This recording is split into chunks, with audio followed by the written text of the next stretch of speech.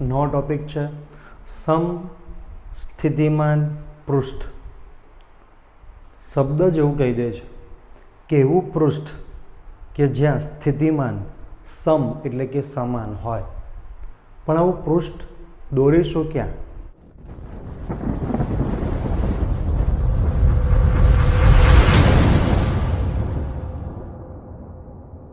તો તે માટે એક વિદ્યુતભાર લઈએ, પ્લસ ક્યુ વિદ્યુતભાર. આ પ્લસ ક્યુ વિદ્યુતભારનું વિદ્યુત ક્ષેત્ર બધી દિશામાં હશે. તો આ એનું વિદ્યુત ક્ષેત્ર છે.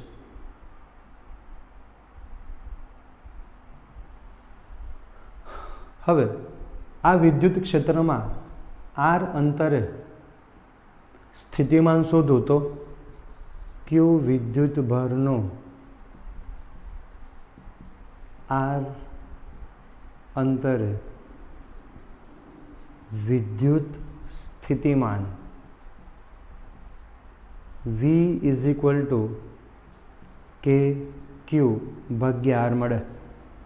તો આર અંતરે આવેલા પી બિંદુ પાસે આટલું સ્થિતિમાન મળે, તો આર અંતરે આવેલા ક્યુ બિંદુ પાસે પણ આટલું સ્થિતિમાન મળે. એટલે કે આર અંતરને ત્રિજ્યા તરીકે લઈ એક વર્તુળ દોરવામાં આવે તો આ વર્તુળ પરના દરેક બિંદુ પાસે વિદ્યુત સ્થિતિમાનનું મૂલ્ય અચળ મળે. આથી આ સમતલને, આ પૃષ્ઠને સમસ્થિતિમાન પૃષ્ઠ કહેવામાં આવે છે. સમસ્થિતિમાન પૃષ્ઠ વિદ્યુત ક્ષેત્રમાં દોરેલું એવું સમતલ કે જેના દરેક બિંદુએ વિદ્યુત સ્થિતિમાનનું મૂલ્ય સમાન મળે તે પૃષ્ઠને અથવા તો સમતલને સમસ્થિતિમાન પૃષ્ઠ કહે છે. ઓકે, આટલું ક્લિયર છે. હવે સમજો કે આ પી બિંદુ છે. પી બિંદુ પરથી કોઈ એકમ ધન વિદ્યુત ભારને ખૂબ જ નજીક એવા ક્યુ બિંદુ પર લાવવું છે. તો તે માટે કરવું પડતું કાર્ય એકમ ધન વિદ્યુત ભારને બિંદુ પી થી બિંદુ ક્યુ પર લઈ જવા કરવું પડતું કાર્ય W બરાબર VQ minus VP is equal two minus P થી Q E ડોટ DR. આ સમીકરણ આપણે લાસ્ટ લેક્ચરમાં જોઈ ગયા છે. આટલું કાર્ય કરવું પડે. પણ આ P અને Q બિંદુઓ તો સમસ્થિતિમાન પૃષ્ઠ પરના બિંદુઓ છે. આથી સમસ્થિતિમાન પૃષ્ઠ પરના દરેક બિંદુ પાસે સ્થિતિમાન સમાન હોય. વિદ્યુત સ્થિતિમાન સમાન હોય તો તફાવત 0 મળે. તો કરવું પડતું કાર્ય 0 થાય. તો આ જે છે એ સમસ્થિતિમાન પૃષ્ઠની લાક્ષણિકતા આવી.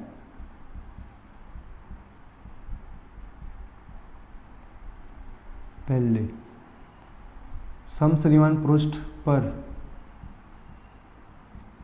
કરવું પડતું કાર્ય 0 મળે. શા માટે 0 મળે છે? સમસ્થિતિમાન પૃષ્ઠ પર વિદ્યુત સ્થિતિમાનનું મૂલ્ય સમાન હોય છે। હવે આગળ વધીએ। જો 0 હોય, કોઈ રાશિનું સંકલન જ 0 થાય તો સંકલન ના લઈએ તો ચાલે, માટે E dot dr is equal two 0। E dot dr એટલે E dr cos theta is equal two 0 થાય। અહીંયા 3 રાશિ છે, આ 3 રાશિનો ગુણાકાર 0 થાય છે। આની શરત એ છે કે 3માંથી કોઈ એક 0 હોવું જોઈએ, કોઈ 2 0 હોવા જોઈએ, કાં તો 3 0 હોવા જોઈએ, તો જ ગુણાકાર 0 શક્ય છે। શું અહીં વિદ્યુત ક્ષેત્ર 0 છે? તો કે ના, અહીં વિદ્યુત ક્ષેત્ર 0 નથી। શું આપણે P થી Q પર જઈએ છીએ તો સ્થાનાંતર 0 થાય છે? ના, સ્થાનાંતર પણ 0 થતું નથી। આ બંને રાશિ જો 0 ના હોય તો ત્રીજી રાશિ શૂન્ય જ થવી જોઈએ, તો જ ગુણાકાર 0 થાય છે। માટે cos theta is equal two 0। cos 0 ક્યારે થાય? જ્યારે થીટા 90 થાય। આ થીટા શું છે?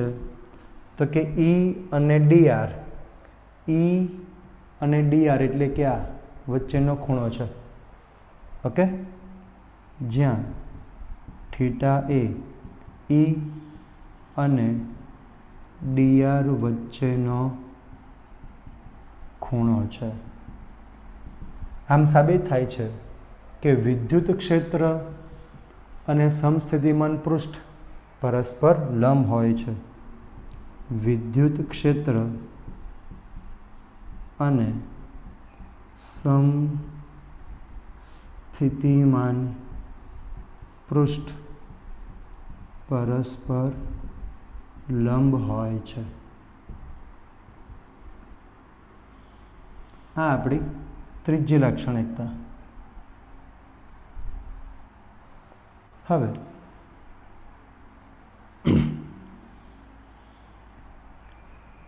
સમજો કે આ વિદ્યુત ભાર છે। આ વિદ્યુત ભાર પર સમસ્થિતિમાન પૃષ્ઠ દોરીશું આપણે આ રીતે।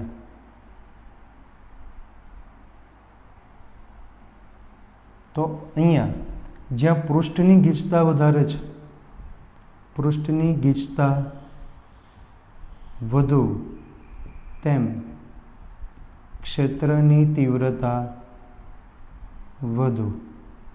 પૃષ્ઠની ગીચતા ઓછી તથા ગીચતા ઓછી તો તીવ્રતા ઓછી મળે।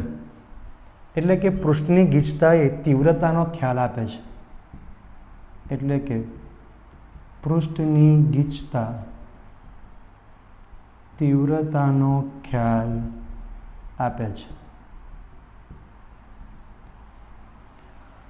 બીજું, સમજો કે અહીંયા ધન વિદ્યુતભાર છે, આ એનું પૃષ્ઠ છે। અહીંયા બીજો કોઈ વિદ્યુતભાર છે, આ એનું પૃષ્ઠ છે।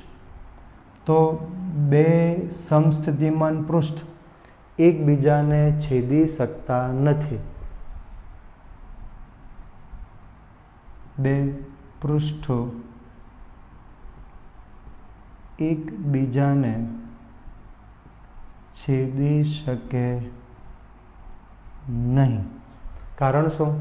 જો છેદે તો એક જ બિંદુ પાસે બે સ્થિતિમાનના મૂલ્યો મળે, જે શક્ય નથી।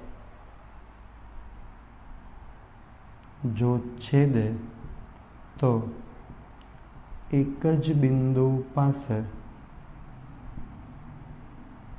સ્થિતિમાનના બે મૂલ્યો મળે, જે શક્ય નથી। અને આપણે જાણીએ છીએ કે આ પૃષ્ઠ ક્યાં દોરવાનું છે? વિદ્યુત ક્ષેત્રમાં દોરવાનું છે। જો બીજું એક પૃષ્ઠ અહીંયા ટચ થઈ જાય તો સ્વાભાવિક છે કે આની રેખા અને આની રેખા પણ એક બિંદુએ છેદે। જો રેખા છેદે તો ચેપ્ટર 1માં જે આપણે વાત કરી તે બધું ફેકમ ફેક જેવું થાય। બધી વાતો સાચી છે, એ બધી વાતો સાચી છે તો આ પણ સાચું થાય। એટલે આપણી બુકમાં જો છેદેલું બતાવેલું હોય તો ત્યાં આગળ થોડું ઇરેઝ કરીને એને અલગ અલગ બતાવી દેવું. બરાબર છે. આગળ વધીએ. બિંદુવત વિદ્યુતભારનું સ્થિતિમાન ગોળાકાર મળે. આ સ્થિતિમાન દૂર જાય, અનંત અંતરે જાય તો તે જ પાછું સમતલમાં રૂપાંતરિત થાય છે. સમાન વિદ્યુત ક્ષેત્રનું સમસ્થિતિમાન પૃષ્ઠ, સમાન વિદ્યુત ક્ષેત્રનું સમસ્થિતિમાન પૃષ્ઠ સમતલીય મળે.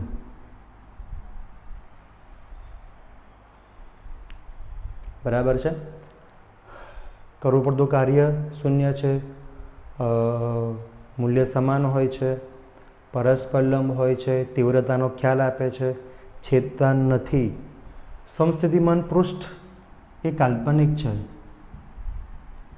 સમસ્થિતિમાન પૃષ્ઠ કાલ્પનિક છે, વાસ્તવિક ખ્યાલ નથી, કાલ્પનિક ખ્યાલ છે. તો આ થઈ સ્થિતિમાન સમસ્થિતિમાન પૃષ્ઠની લાક્ષણિકતા. હવે આપણે વિદ્યુત સ્થિતિમાન અને વિદ્યુત ક્ષેત્ર વચ્ચેનો સંબંધ મેળવીએ છીએ. વિદ્યુત સ્થિતિમાન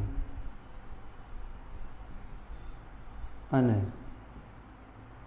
વિદ્યુત ક્ષેત્ર વચ્ચેનો સંબંધ.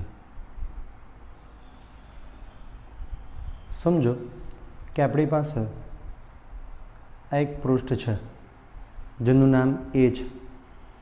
આ પૃષ્ઠ પર સ્થિતિમાન VA is equal to V છે. અહીંથી આપણે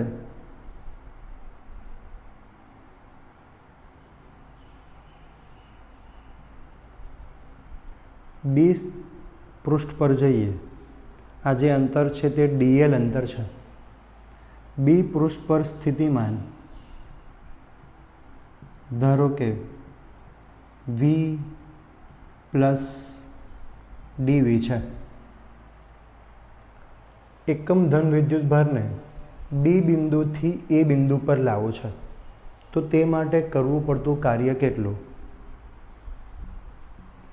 એકમ ધન વિદ્યુત ભારને બી પૃષ્ઠ પરથી એ પૃષ્ઠ પર લાવતા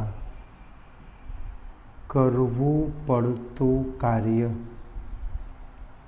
W બરાબર VA માઇનસ VB આટલું થશે.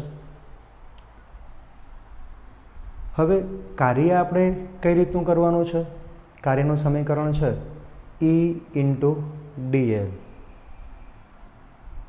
અહીં કાર્ય W બરાબર E એનું મૂલ્ય ઇન્ટુ DL આટલું કાર્ય થાય 1 અને 2 પરથી.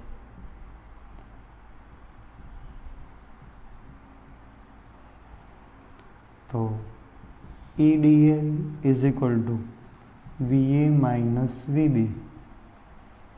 VA is equal to V, VB is equal to V plus DV. V minus V minus plus minus આવડી ગયું માઇનસ DV. DL સામે લઈ જઈએ તો માઇનસ DV ભાગ્યા DL થાય. સમીકરણ દર્શાવે છે કે સ્થિતિમાનનું અંતરની સાપેક્ષે વિકલનનું ઋણ મૂલ્ય એ વિદ્યુત ક્ષેત્ર જેટલું હોય છે. આ વિદ્યુત ક્ષેત્ર એ વિદ્યુત સ્થિતિમાનના ફેરફારની દિશામાં હોય છે. આપણે જાણીએ છીએ કે ધન વિદ્યુતભારથી ઋણ વિદ્યુતભારની દિશામાં વિદ્યુત ક્ષેત્ર હોય છે.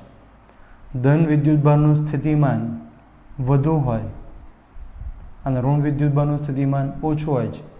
આમ વિદ્યુત ક્ષેત્રએ વધુ સ્થિતિમાનથી ઓછા સ્થિતિમાનની દિશામાં હોય છે. ઓકે, તો આ સંબંધ આપણે એક આગળની થિયરીમાં વાપર્યો હતો.